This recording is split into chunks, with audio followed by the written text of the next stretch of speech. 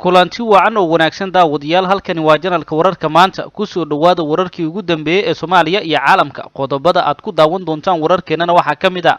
madaxweynaha dawladda Soomaaliya oo khudbad aad loo sugayay ka horjeedin doona xildhibaanada baarlamaanka dalka kuna aadan ka laabashada muddo kororsigii uu dhawaan ku dhawaaqay baarlamaanka fursadihii ugu dambeeyay oo hor yaala ra'iisul wasaaraha xukuumadda Soomaaliya xilli shacabka Muqdisho ay rajo ka qabaan dhexdhexaadinta u wada ra'iisul wasaaraha xukuumadda Soomaaliya ciidanka xoogga dalka oo sheegay inay ka hortageen gaari walxaha qarxa sida isla markaana ay burburiyeen iyo dawladda Kenya oo ka laabatay go'aan ka dhana qaxootiga Soomaaliyeed ee ku sugan dalkeeda intaasi daawadayaal waxay ahaayeen qodobadii ugu waaweynaa wararkeena imikayaadna u diyaar garooba daawashada iyagii oo inta ka dhameystiran waa sabti taariikhdu ay ku beegan tahay 1 bisha shanaad sanada 2021 haddii ay tahay markii kuugu horreysay oo soo booqatay channelkeena ha ilaawina subscribe tiraadid kadibna aad furatid calaamadda gambaleelka si ay kuu soo garaan wararkii ugu dambeeyay ee ka dhaca Soomaaliya iyo caalamka siina gaarsii saaxiibada jecel horumarka dalka adigoo ku share gareynaya baraha bulshada inagoo ka dheeraanayna wax walba oo dalkeena dib u celin kara aynu ku bilownay fursadihii ugu dambeeyay ayaa hor yaala ra'iisul wasaaraha xukuumadda Soomaaliya Maxamed Xuseen Roble kaalinta uu ra'iisul wasaaraha xukuumadda Soomaaliya ka qaadan kara xalinta xiisadda dalka ka taagan ayaa loo arkaa rajada kaliya ee laga leeyahay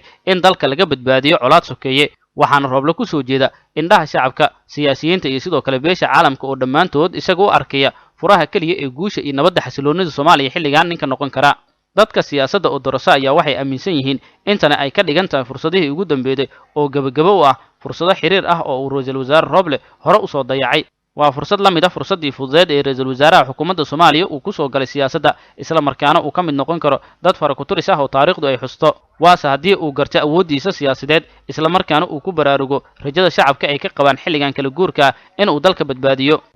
waxa ugu muhiimsan ee ra'iisul wasaare Roble uu ku maalgashan kara dhaxal siyaasadeedkiisa wax ku oolka waa inuu la yimaadaa go'aano iyo dhiirranaanshiyo aan labalabays lahayn oo uu ka qaadan kara kaalintiisa hogaamineed ee siyaasadeed iyo sidoo kale amniga dalka si loo dhiso kalsoonidii ku burburtay damicii muddo kororsiga ahaa ee madaxtooyada Soomaaliya ay ku dhaqaaqday isku soo dhawaanshiyaha hadda kala dhaxeeya musharaxiinta mucaaradka iyo qaybaha bulshada ayaa yidiil nabadeed waxay ku abuurtay shacabka Soomaaliyeed iyadoo ra'iisul wasaaraha xukuumadda Soomaaliya xilligan uu qaadanayo kaalintiisa hogaamineed ee ku aadan samata bixinta shacabka Soomaaliyeed iyo sidoo kale badbaadinta caasimadda dalka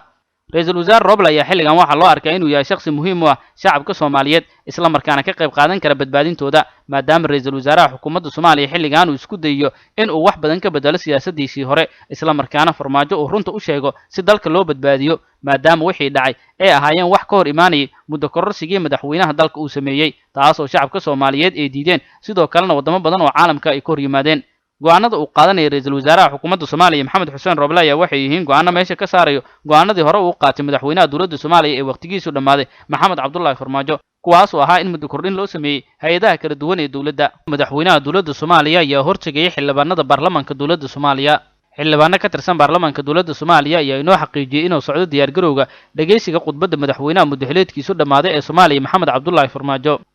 ayaa habeenkii Talaadada taariikhduna ahayd 27 Abriil 2021 shaaciyay inuu kala hadlayo sharciga jihaynta doorashooyinka iyo sidoo kale dib u soo celinta wadahadaladii afisyooni ee madaxda dawlad goboleedyada iyo gobolka Banaadir waxaa jira kulamo gaargaar ah oo yeesheen xildhibaanada daacad u ah madaxweynaha waqtigiisu dhamaaday ee Soomaaliya Maxamed Cabdullaahi Farmaajo waxaana ay ka hadlayeen jawaabta ay ka bixin karaan haddii laga dalbado in ay ka noqdaan go'aankii muddo kordhinta ahaa oo hore ay u shaaciyeen inay u sameeyeen madaxweynaha dawladda Soomaaliya kulankan oo ah mid indhaha aad loogu wada haya ayaa waxa uu furo u yahay fadhiga wada hadallada maadaama 28 Abriil 2021 uu soo baxay shaki ka dhashay in kulanka golaha shacabka la horgeynayo mooshin degdeg ah oo ka dhan ra'iisul wasaaraha xukuumadda Soomaaliya kaas oo xilka looga qaaday Maxamed Xuseen Roble waxaase arrintaas beeniyay qaar ka mid ah xildhibaanada baarlamaanka dalka iyo guddoonka iyagoona sheegay in arrintaas aysan jirin laakiin saacadahan soo socda ayaa la sugayaa waxa ka soo bixi doona kulankan ay yeelanayaan xildhibaano ka tirsan baarlamaanka dawladda Soomaaliya isla markaana madaxweynaha waqtigiisu dhamaaday uu hortagay xildhibaanada madaxweynaha muddaxileedkiisu dhamaada ayaa go'aan waliba kadib wuxuu dib ugu laabtaa golaha shacabka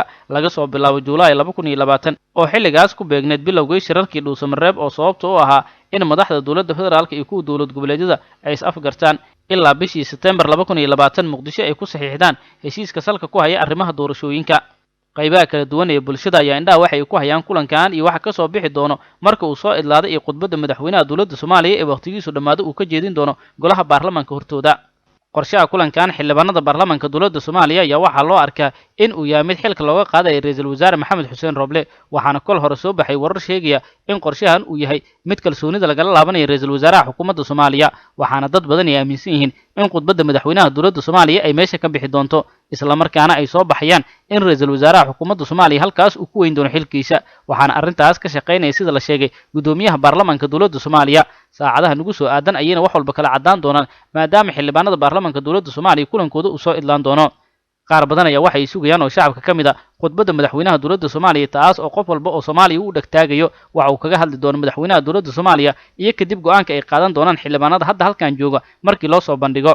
arrintaas waa mid ugu weyn oo shacabka Soomaaliyeed ay indhaha ku hayaan qaar badan ayaa waxay sugi doonaan inay aqbalaan xildhibaanada baarlamaanka dowladda Soomaaliya in dib loogu laabto wadahadaladii u dhaxeeyay madaxda dowladda iyo dowlad goboleedyada halka kuwa kalena ay diidan yihiin in mar kale dowladda Soomaaliya ay dib ugu laabato wadahadalada isla markaana farmaajo uu ku taagnaado wadada muddo kororsiga ah dowladda Kenya ayaa dib u dhigtay go'aankii ka dhanka ahaa Soomaalida dowladda Kenya ayaa sheegtay inay dib u dhigtay xiritaanka xeryaha qaxootiga ee Dadaab iyo Kakumo ay ku jiraan qaxooti Soomaaliyeed oo gaaraya 100,000 oo qoys go'aankan ayaa ku dhawaaqday dowladda Kenya kadib markii ay kulan yeesheen madaxweynaha dowladda Kenya iyo sidoo kale madaxda hay'adda qaxootiga adduunka UNHCR Kenya ayaa waxay sheegtay in xeryahan ay xiri doonto marka la gaaro 30 Juun ee 2022 guddiga ka socda dowladda Kenya iyo qaramada midoobay ayaana waxay bilaabi doonaan qorshaha lagu dedejinayo xiritaanka xeryaha laga bilaabo 5 bisha May 2022 sida lagu sheegay qoraal ka soo baxay dowladda waddanka Kenya dadka qaxootiga ah ayaa dib loogu celin doonaa wadamada ay ka soo jeedaan waxaana sidoo kale qaxootiga ka soo jeeda bariga Afrika qaarkood fursad loo siin doonaa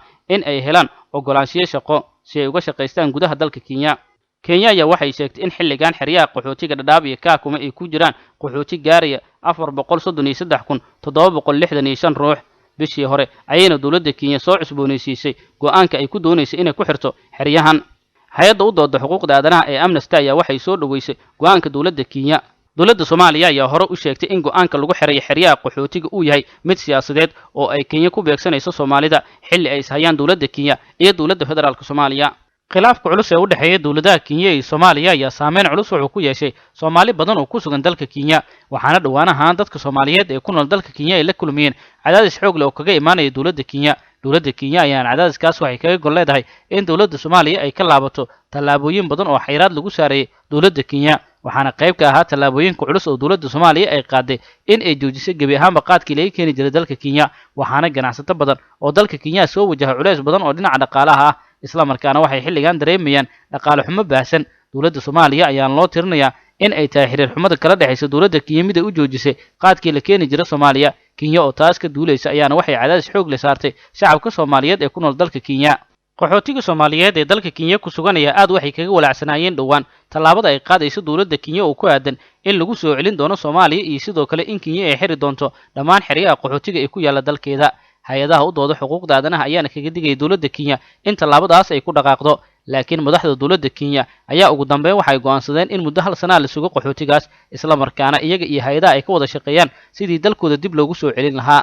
qaxootiga xilligan ku sugan xeryaha qaxootiga ee dalka Kenya ayaa wajahaya xaaladihii ugu adkaa ee dhanka nolosha iyagoo ka cabsi qaba in Kenya xilligan ay dib ugu soo celiso dalkooda iyagoo aanan haysan fursado dhaqaale iyo sidoo kale iyo nolosha ay ku jiraan mid dhaanto oo kaga horeysa Soomaaliya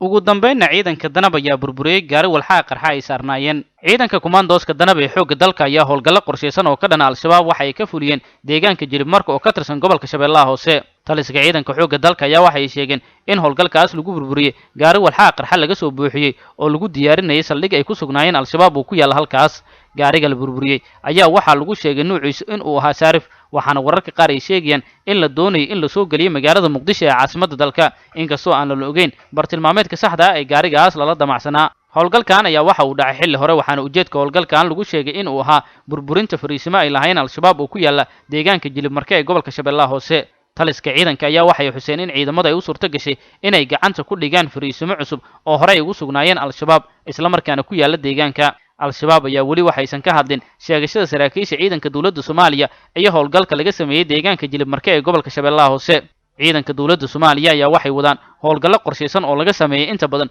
gobolka Shabeellaha Hoose howlgalladaas ayaana waxay yihiin ciidanka danab mid ay kaga gol leeyihiin in gabi ahaanba ay kaga takhalusaan al-shabaab oo ka dagaalama gobolka Shabeellaha Hoose waxayna wacad ku mareen in la sii wadi doono howlgalladan ilaa inta laga soo afjaraya al-shabaab oo aad kaga dagaalamo gobolka Shabeellaha Hoose al-shabaab ayaa weeraro inta badan waxay ka fuliyaan gobolka shabeellaha hoose weeraradaas ayaa waxay yihiin kuwo lagu dilo mas-uuliyiin iyo sidoo kale ciidamo ka tirsan dowladda Soomaaliya oo xilliyadaas isticmaalaya qaybo badan oo ku yaala gobolka shabeellaha hoose welina ciidanka dowladda Soomaaliya way u maaralaayihiin weerarada kaga imaanaya al-shabaab oo ka dhacaya qaybo badan oo ku yaala gobolka shabeellaha hoose intaasi daawadayaal waxaa ku dhan warkii oo aad ka daawanayseen janalka wararka maanta waad ku mahadsantihiin la socodkii la saanqaadka warkeena